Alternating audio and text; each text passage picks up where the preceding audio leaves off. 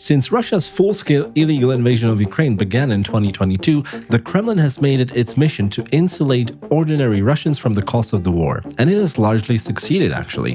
Clever monetary policy has made sanctions against Russia less noticeable in everyday life, the massive defense spending has basically triggered an economic upturn, and we have all heard of only very limited Ukrainian successes on the battlefield recently. However, this is now changing, also thanks to the countries in the heart of Europe. Ukraine's long-range strikes on Russia's oil infrastructure have pushed up oil prices for the average citizen all across Russia. This has triggered shortages and also fears about the condition of the Russian economy.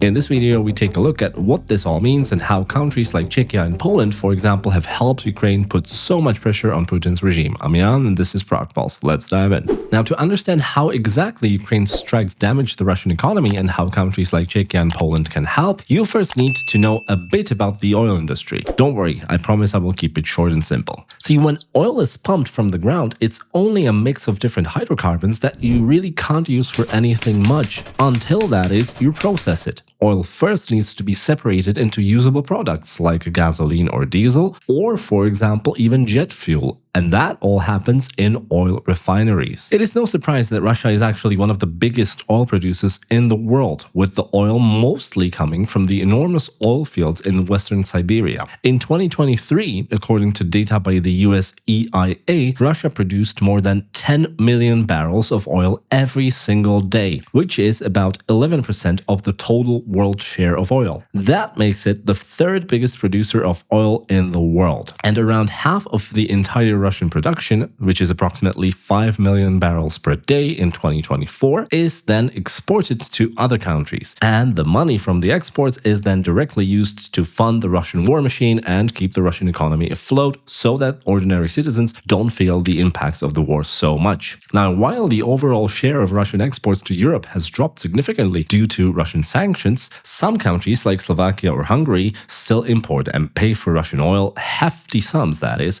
mainly through third countries like Turkey. Basically, Russian oil is the lifeline of the Russian economy. The Russian budget is entirely dependent on the proceeds from Russian oil or on the consumption of oil within the country. So it follows logically that by hitting the oil fields, Ukraine can seriously disrupt Russia's war.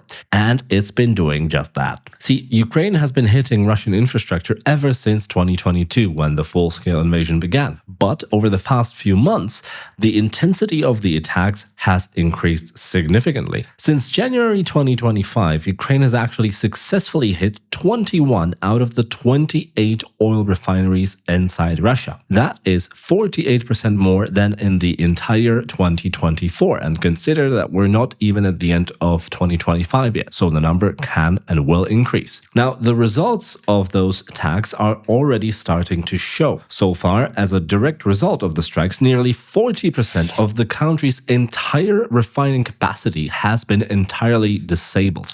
And naturally, this has led to significant shortages and price increases.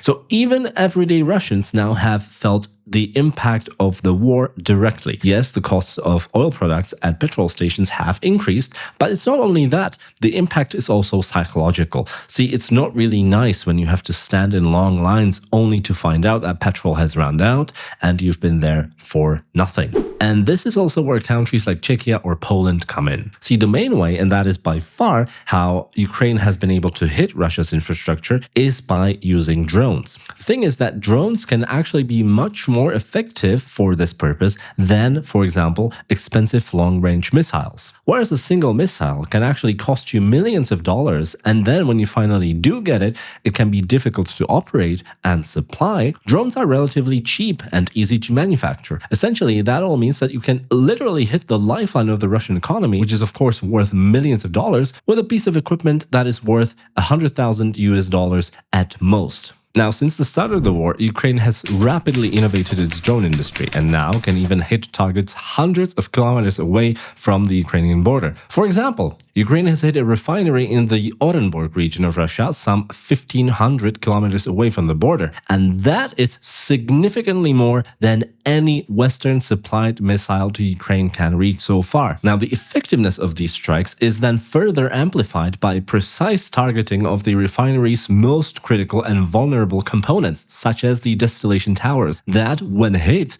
are then difficult to replace due to the current sanctions regime against Russia. Now, don't get me wrong, it is of course mainly Ukraine's incredible ingenuity and bravery that is absolutely central to the success of its oil campaign against Russia. But it would be unthinkable without the support of its Western partners, like, for example, Czechia and Poland. See, both countries have made it absolutely clear that hitting the Russian energy infrastructure is key for Ukraine, and also have taken concrete steps to enable it. Both Czechia and Poland, plus 18 other countries, have formed the so-called drone coalition, which is being led by the UK. The coalition delivers money, technologies, and training to help Ukraine's drone supremacy over Russia, help maintain it, and help train soldiers away from the front lines, for example, on Polish territories. And it also provides very concrete technologies that address the primary challenges of the drone campaign, for example, range, precision, and the ability for the drones to survive in the Russian airspace. For example, the Czech company LPP Holding manufactures the highly advanced drones that are capable of navigating fully autonomously, so without a human intervention, purely using advanced AI systems. Yes, you heard me. This all means that the drone can survive and reach its targets even when, for example, the GPS signal is being jammed by the Russians, which they do quite a lot. It does that by using AI and, for example, visual navigation, much like humans would do. It simply sees the environment around it and can use all the sensory inputs to reach the target, even if GPS is being jammed. Now, this all can definitely be a game changer for Ukraine, as the Russians have tried to disrupt signals extensively over the battlefield. The Poles, on the other hand, have, among others, supplied the so-called kamikaze drones, which are basically flying suicide drones or robots designed to destroy both itself and the target by crashing into it and causing an explosion. These are not just sporadic donations to Ukraine. That's the main point, actually. Both countries and the entire drone coalition, by the way, have set up robust logistical networks that, for example, enable the near constant flow of ammunition, including drones, to Ukraine. We're talking here, for example, about the so-called Czech Ammunition Initiative that coordinates joint procurements for Ukraine, or the Polish cargo hub at Rzeszów, where most of the ammunition, including drones, goes through. And of course, we cannot forget the large public crowdfunding campaigns where ordinary Poles and Czechs have collected money, and we're talking millions of dollars, to buy drones or missiles for Ukraine. Now, don't get me wrong. The strikes on Russia's oil industry alone will definitely not bankrupt the Kremlin, unfortunately. Putin will still be able to find some export markets, be it India or Turkey, or when the shortages are extreme, Russia will just be able to buy oil from its puppets, like Belarus. But still, thanks to the oil campaign, enabled by, among others, Czechia and Poland, ordinary Russians now feel the cost of the war, and the pressure on the Kremlin will increase. After all, more than 3 years after the Russian hopes that they would take Kiev within 3 days, we now see the complete opposite. We see machine guns literally posted around Moscow in fear of drones of Ukraine hitting Moscow, hitting the home turf. And this, combined with Trump, who has apparently lost patience with Putin, at least for now, because, you never know with him. But for now, at least, he's begun sharing detailed intelligence that enables those strikes deep within Russia. And that all combined might actually force Putin to finally negotiate. In any case, we will be following what happens, so don't forget to like and subscribe as always so that you don't miss any of our future content. This has been Jan. See you next time.